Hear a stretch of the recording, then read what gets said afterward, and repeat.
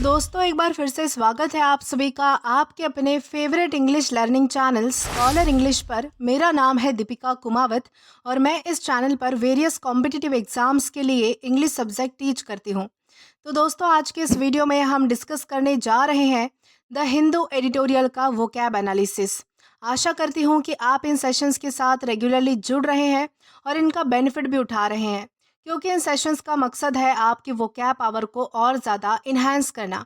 और ये जो वोकैब सेशंस है ये बैंक, एसएससी, रेलवे, यूपीएससी या फिर किसी भी कॉम्पिटिटिव एग्ज़ाम के लिए इक्वली बहुत ही ज़्यादा इंपॉर्टेंट है। तो चलिए और ज़्यादा देर ना करते हुए बढ़ते हैं हमारे वोकैब शो की ओर और जानेंगे कि आज का हमारा सबसे पहला वर्ड कौन सा है। तो दोस्तों आज का हमारा सबसे पहला वर्ड आता है ऑगमेंट। दोस्तों ऑगमेंट का मतलब होता है बढ़ाना, वृद्धि करना, अधिक करना। यानी कि जब आप किसी चीज़ में बढ़ोतरी करते हो, किसी चीज़ को बढ़ाते हो, किसी चीज़ को जो किसी चीज़ में जो है वो कुछ ऐड करके आप उसे और ज़्यादा बनाते हो, अधिक बनाते हो, तो उसे हम क्या कहेंगे? ऑगमेंट हम उसे कहेंगे। और ये हमारे पास पार्ट्स ऑफ स्पीच में वर्ब है यानी कि क्रिया है। सिनोनिम इसका होता है इंक्रीज या फिर एनहांस, यानी कि कोई किसी चीज़ को बढ़ाना या फिर किसी चीज़ को और भी ज़्यादा बेटर बनाना, उसे हम कहेंगे इनहांस या फिर इंक्रीज। एंटोनिम इसका है डिक्रीज या फिर रिड्यूस, यानी कि किसी चीज़ का जो है वो कम हो जाना, कमतरता होना, तो उसे हम क्या कहेंगे? डिक्रीज या फिर रिड्यूस कहेंगे। अब अगर बात करें इसके एग्जाम्पल की, तो एग्जाम्पल इसका है he augmented his income by doing a part time job, यानी कि उसने जो है वो अपनी इनकम में बढ़ोतरी की, उसने अपनी इनकम को जो है वो बढ़ा लिया। किस तरीके से? तो उसने जो है वो पार्ट टाइम जॉब करके अपनी इनकम को बढ़ाया। तो इस कॉन्टेक्स्ट में हम जो है वो ऑगमेंट इस वर्ड का अलग अलग सेंटेंसेस में यूज़ कर सकते हैं। देन इसी के साथ हम आगे जाएंगे हमारे नेक्स्ट वर्ड की और जानेंगे कि इसके बाद हमारा अगला वर्ड कौन सा है। तो दोस्तों इसके बाद हमारा अगला वर्ड आता है एब्नेगेशन। दोस्तों एब्नेगेशन का मतलब होता है त्याग। त्याग का यहाँ पर मतलब है सैक्रिफाइस करना, समर्पण होना किसी के प्रति। यानी कि जब आपकी त्याग की भावना होती है किसी चीज़ के प्रति, तो उसे हम क्या कहेंगे? एब्नेगेशन कहेंगे। एक त्याग होता है कि आप किसी चीज़ को छोड़ रहे हो, यानी कि किसी चीज़ को जो है वो परहेज कर रहे हो, किसी चीज़ का आप उसको जो है वो अवॉइड कर रहे हो, उसे निकाल रहे हो अपनी लाइफ से। और दूसरा त्याग ये होता है कि आप जो है वो किसी के लिए सैक्रिफाइस कर रहे हो अपने आप को, यानी कि आप जो है वो अपना समर्पण दिखा रहे हो कि आप उस व्यक्ति के प्रति जो है वो कितने ज़्यादा, यानी कि कनेक्टेड हो, कितने ज़्यादा जो है वो लॉयल हो।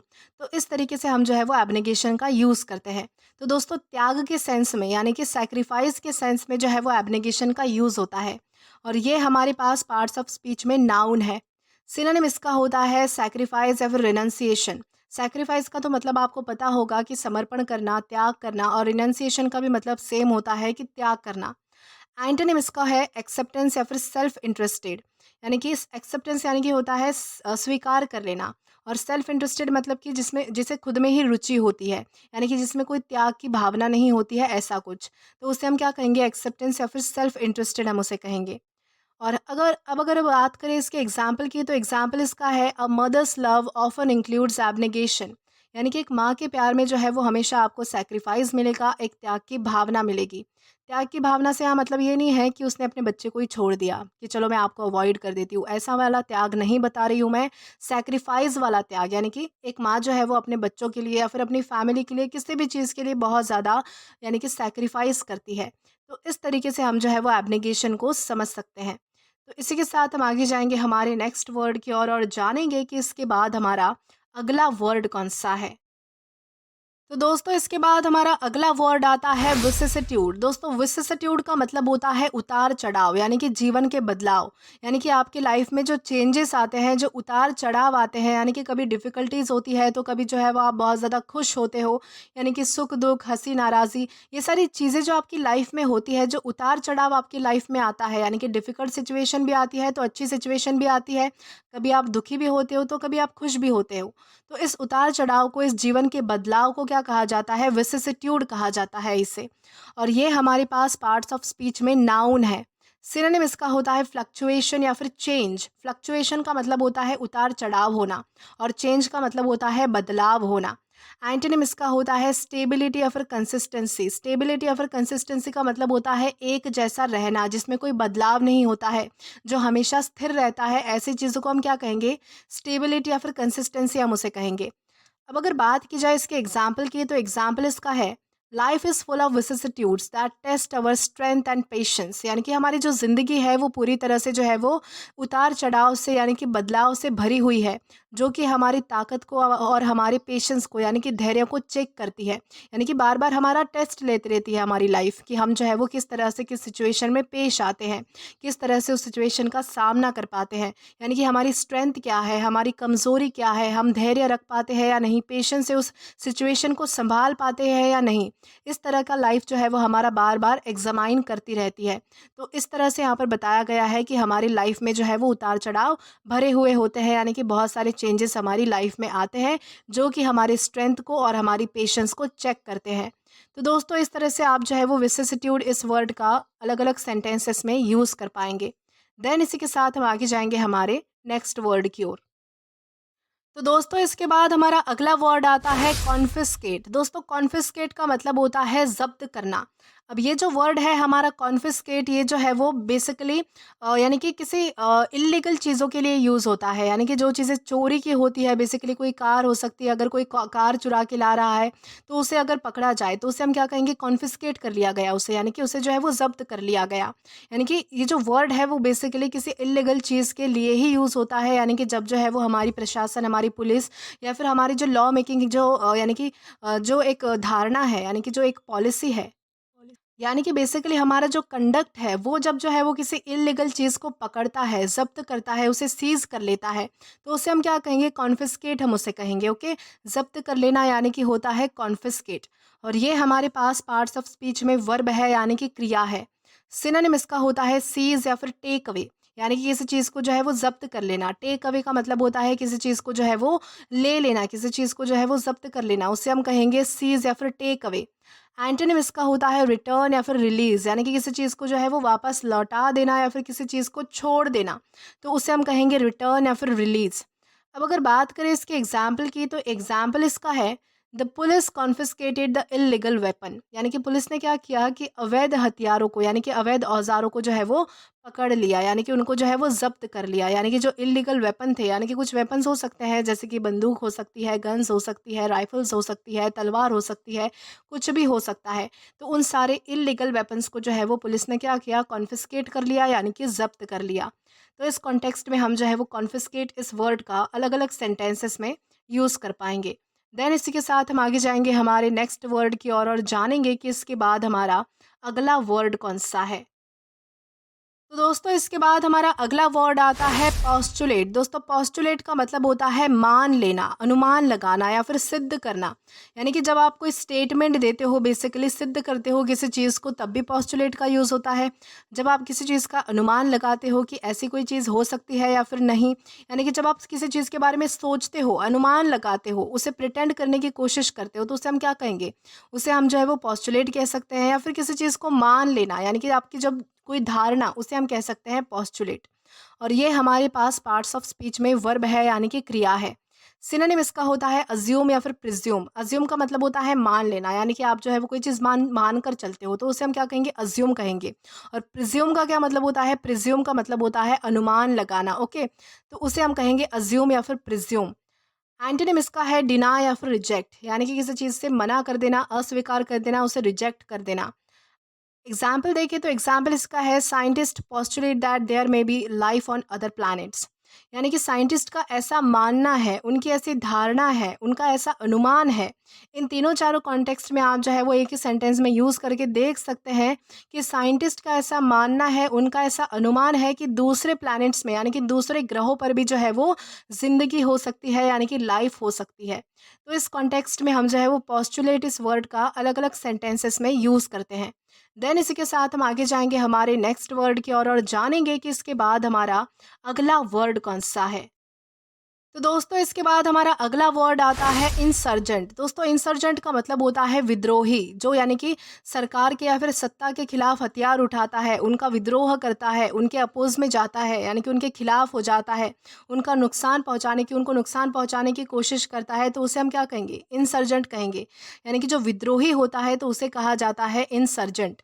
और ये हमारे पास पार्ट्स ऑफ स्पीच में एग्जेक्टिव है, यानी कि विशेषण है। सिनोनिम इसका होता है रिबेल या फिर रिवॉल्टर। रिबेल या फिर रिवॉल्टर का मतलब होता है यानी कि विद्रोही, देशद्रोही भी इसे हम कह सकते हैं, विद्रोही भी हम इसे कह सकते हैं। एंटोनिम इसका होता है लॉयलिस्ट या फिर सपोर्टर, यानी कि जो वफादार होता है, जो यानी कि मदद करने वाला होता है, सपोर्टर होता है, लॉयल होता है, तो उससे हम कहेंगे लॉयलिस्ट या फिर सपोर्टर। अब अगर बात करें इसके एग्जाम्पल की, तो एग्जाम्पल इसका है insurgent attack the army camp at night, यानी कि विद्रोही लोगों ने, यानी कि जो अपोज में लोग थे, यानी कि दुश्मनी कह लीजिए एक तरीके से, तो जो दुश्मन थे उन्होंने क्या किया कि आर्मी कैंप पर जो है वो रात में हमला किया, यानी कि अटैक किया। तो इस कॉन्टेक्स्ट में हम जो है वो इंसर्जेंट इस वर्ड का अलग अलग सेंटेंसेस में यूज़ कर सकते हैं। देन इसी के साथ हम आगे जाएंगे हमारे नेक्स्ट वर्ड की ओर। तो दोस्तों इसके बाद हमारा अगला वर्ड आता है मस्टर। दोस्तों मस्टर का मतलब होता है इकट्ठा करना, जुटाना, एकत्र करना, जमा करना, तो उसे हम क्या कहेंगे? मस्टर हम उसे कहेंगे। और ये हमारे पास पार्ट्स ऑफ स्पीच में वर्ब है, यानी कि क्रिया है। सिनोनिम इसका होता है गैदर या फिर कलेक्ट, यानी कि किसी चीज़ को जमा करना, किसी चीज़ को इकट्ठा करना, जुटाना, उसे हम कह सकते हैं। एंटोनिम इसका होता है डिस्पर्स या फिर स्कैटर। डिस्पर्स या फिर स्कैटर दोनों का ही मतलब होता है बिखेर देना, यानी कि जब कोई चीज़ बिखर जाती है, यानी कि एक होता है इकट्ठा करना, आप इकट्ठा कर रहे हो, और दूसरा होता है कोई चीज़ जो है वो बिखर गई, तो उसे हम क्या कहेंगे? स्कैटर या फिर डिस्पर्स हम उसे कहेंगे। अब अगर बात करें इसके एग्जाम्पल की, तो एग्जाम्पल इसका है शी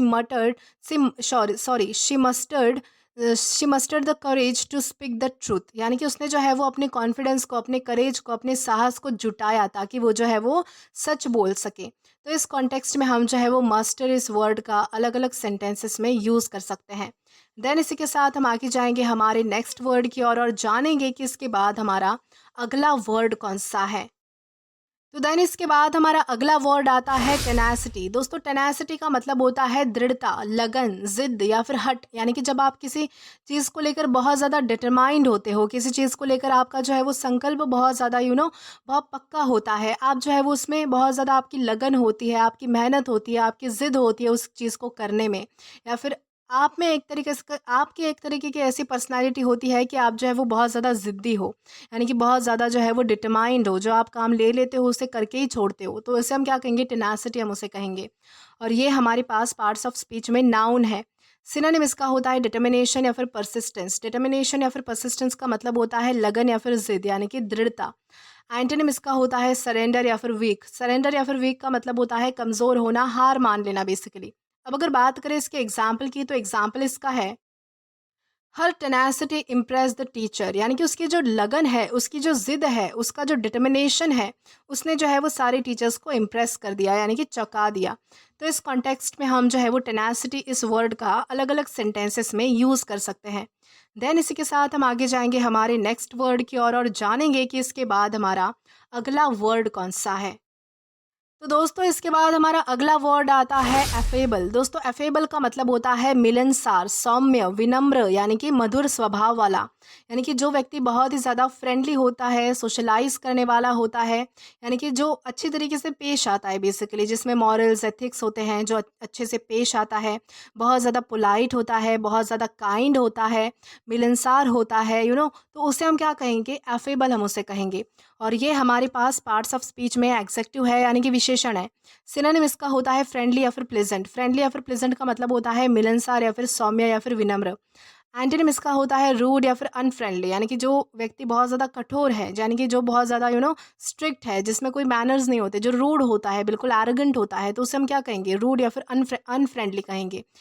अब अगर बात करें इसके एग्जाम्पल की, तो एग्जाम्पल इसका है an affable person makes new friend easily, यानी कि जो एक मिलनसार व्यक्ति होता है, यानी कि जो सौम्य, पोलाइट, यानी कि काइंड होता है, जिसका स्वभाव अच्छा होता है, ऐसा व्यक्ति क्या करता है कि उसके फ्रेंड जो है वो बहुत ज़्यादा जल्दी बन जाते हैं, यानी कि उसको फ्रेंड्स बनाने में जो है वो कोई मुश्किल नहीं होती।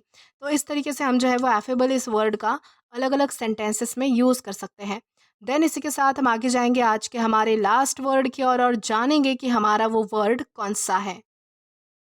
तो दोस्तों आज का हमारा लास्ट वर्ड है इंडेलिबल। दोस्तों इंडेलिबल का मतलब होता है जो मिट ना सके, जो भुलाया ना जा सके, यानी कि जिसको आप खत्म नहीं कर सकते, ना अपनी यादों में से और ना फिजिकली, तो उसे हम क्या कहेंगे? इंडेलिबल कहेंगे। यानी कि जो चीज़ें इरेज नहीं हो सकती, जो चीज़ें मिट नहीं सकती, जो चीज़ें भुलाई नहीं जा सकती, वो आपकी लाइफ से आप अलग नहीं कर सकते, तो उसे हम क्या कहेंगे? इंडेलिबल कहेंगे। और ये हमारे पास पार्ट्स ऑफ स्पीच में एग्जेक्टिव है, यानी कि विशेषण है। सिनोनिम इसका होता है परमानेंट या फिर लास्टिंग, यानी कि ऐसी चीज़ जो स्थायी होती है, परमानेंट होती है, जो लॉन्ग लास्ट होती है। एंटोनिम इसका होता है इरेजेबल या फिर टेम्पररी, यानी कि ऐसी चीज़ जिसे मिटाया जा सकता है, या फिर जो क्षणिक होती है, यानी कि टेम्पररी होती है, कुछ समय के लिए होती है। अब अगर बात करें इसके एग्जाम्पल की, तो एग्जाम्पल इसका है some moments in life are simply indelible, यानी कि कुछ कुछ मोमेंट्स, यानी कि कुछ कुछ यादें ऐसी होती है हमारी लाइफ में जो हम मिटा नहीं सकते, जो भुला नहीं सकते, यानी कि उन्हें जो है वो अपने से दूर नहीं किया जा सकता। तो इस कॉन्टेक्स्ट में हम जो है वो इनडेलिबल इस वर्ड का अलग अलग सेंटेंसेस में यूज़ कर सकते हैं। तो दोस्तों आज के लिए बस इतना ही। आज की इस क्लास का पीडीएफ आप हमारे टेलीग्राम चैनल के थ्रू एक्सेस कर सकते हैं। और अगर आपने अभी तक हमारा टेलीग्राम चैनल ज्वाइन नहीं किया है तो टेलीग्राम पर English with Deepika Kumawat search करके या फिर डिस्क्रिप्शन में दिए गए लिंक के थ्रू डायरेक्ट आप हमारा टेलीग्राम चैनल ज्वाइन कर सकते हैं, ताकि आप कभी भी किसी भी नए आने वाले वीडियो से रिलेटेड कोई भी अपडेट्स को मिस ना करें। और दोस्तों अगर आपको आज का ये वीडियो पसंद आया है तो do like this video, subscribe the channel and share as much as you can. और अगर आपने इससे पहले वाले वीडियोस नहीं देखे हैं तो यहाँ पर मैंने एक प्लेलिस्ट प्रोवाइड कर दी है, जहाँ पर आप क्लिक करके वो सभी पहले वाले वीडियोस भी देख सकते हैं और एक्सप्लोर कर सकते हैं। Till then keep learning. Thank you.